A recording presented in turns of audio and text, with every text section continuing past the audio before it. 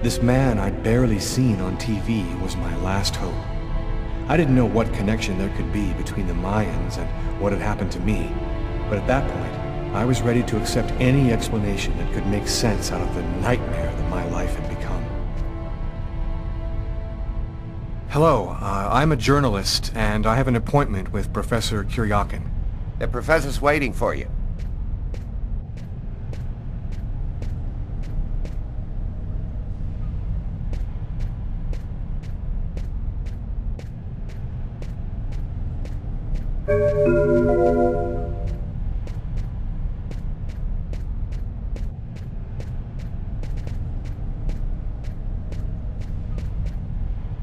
Professor Kuriakinem? Yes? My name's John Cunningham. We spoke on the phone. I'm a journalist, and I'm gathering information for an article I'm writing about the Mayan religion. Ah, yes, I've been waiting for you, young man. What paper did you say you write for once again? In fact, I'm a freelance journalist. I write articles and sell them to whoever wants to publish them. It's curious, but your face seems familiar to me. Have we met somewhere before?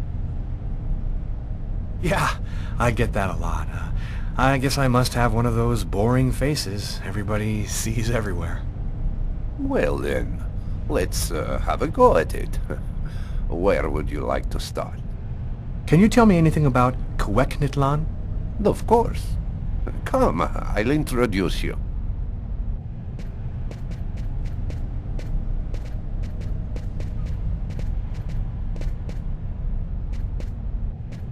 You see before you the ancient Mayan god Kuriakinem, the serpent with the two heads. One head sees in this reality, the second in the other world. By opening both mouths, the Mayan oracles could see through the serpent into the other world. Could you explain this other world? Oh, the world beyond our own, the kingdom of the gods and the dead. The Mayans believed that human sacrifices allowed them to hear the voices of the deceased and see into the future. Tell me, how did the sacrificial ceremony work? Come, I'll show you.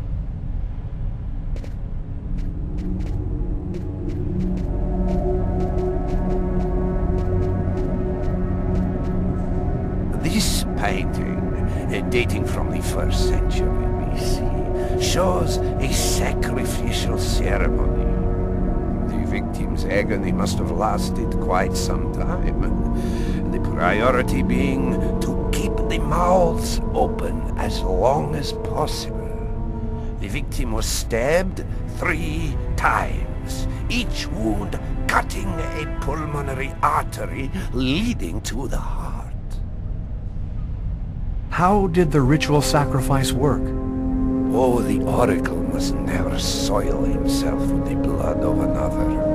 That is why he chooses a sort of proxy, another person in the crowd, totally at random. This person becomes the executor. The oracle takes complete control of the executor, manipulating him from a distance. What happened to the executor after the sacrifice? He went mad and committed suicide after accomplishing his part of the ritual. A Mayan sacrifice. That's what it was. You aren't a journalist, are you? Who are you?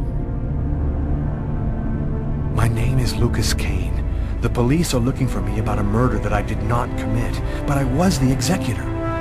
You're a murderer? I'm innocent. I stabbed someone I'd never seen before 3 times, cutting his arteries, just like you described. Do you mean to say that there is a Mayan oracle still living today? But that's completely impossible. Have you ever seen this symbol before? Oh, it's the symbol of Kuriakinem. The executors cut this into their own forearms before accomplishing this sacrifice. So, it is true. My God, the Codex was right. The Codex? What are you talking about, Professor?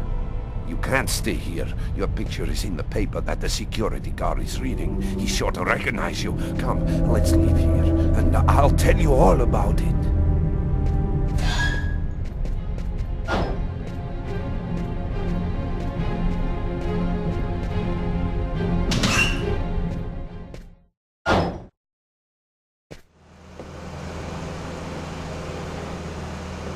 Thank you for your help, Professor.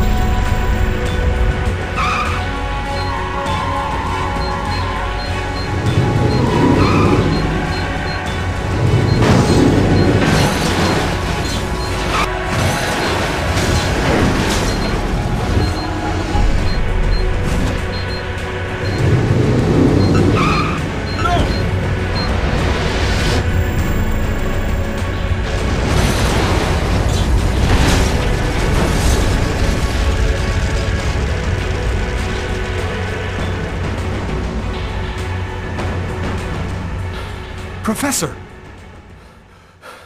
The Codex speaks of the coming of a child, a prophet, the answer to all of life's questions. The Oracle kills to find the child.